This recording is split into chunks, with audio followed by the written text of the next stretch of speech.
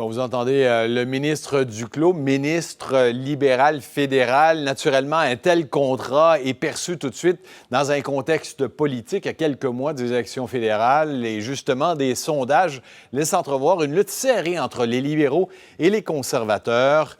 Raymond, les maisons de sondage qui ne s'entendent pas à savoir quel parti toutefois est en avance. Oui, et on a un bel exemple de ça aujourd'hui, alors que deux maisons de sondage, Richard, ont publié des sondages, des résultats, des chiffres, mais qui ne concordent pas effectivement. Alors, on va regarder ça tout de suite ensemble, en commençant par la maison Nanos, qui fait une moyenne des résultats recueillis au cours des 4 dernières semaines. Elle place, vous le voyez, les libéraux à peu près 6 points devant les conservateurs dans les intentions de vote au Canada. L'autre sondage qui a été publié aujourd'hui, il a été réalisé, celui-là, par la maison Angus Reid. Il place les conservateurs 8 points devant le PLC. Donc, les libéraux en avance dans un cas, les conservateurs en avance dans l'autre. Mais dans les deux cas, vous le voyez, le NPD est donné 3e dans les intentions de vote, loin derrière les conservateurs et les libéraux. Et là, vous voyez présentement le chef néo-démocrate, M. Singh, Jagmeet Singh, qui était en tournée au Québec cette semaine. Il était en Estrie ce matin.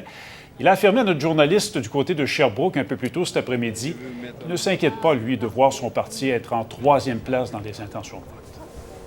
Pour moi, c'est pas un cliché, c'est vraiment la réalité pour nous autres comme des néo-démocrates.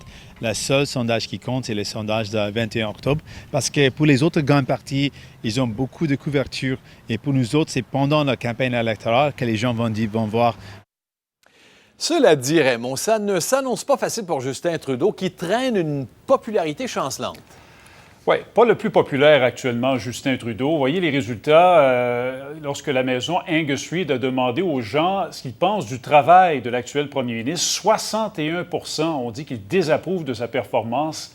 Un petit peu moins du tiers a dit approuver. À la question qui ferait le meilleur premier ministre, bien là, c'est Andrew Scheer qui arrive en tête. Il a la faveur de 33 des répondants. 24 des gens ont répondu Justin Trudeau. Finalement, les intentions de vote, Richard, au Québec, province importante où la bataille risque d'être âprement disputée, ce sont les libéraux qui sont en avance selon Angus Reid, 5 points devant les conservateurs, le Bloc qui se maintient à 18 et le NPD à 12 Il reste maintenant 97 jours avant le grand jour, celui des élections le 21 octobre. Merci Raymond.